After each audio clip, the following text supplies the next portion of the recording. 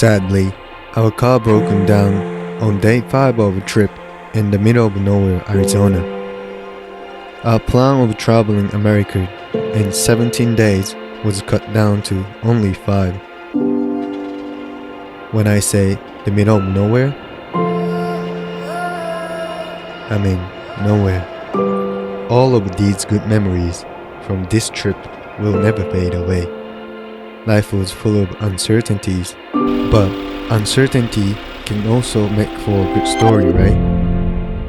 My first big trip wasn't ideal, but all I know is that the next one will be exceptional.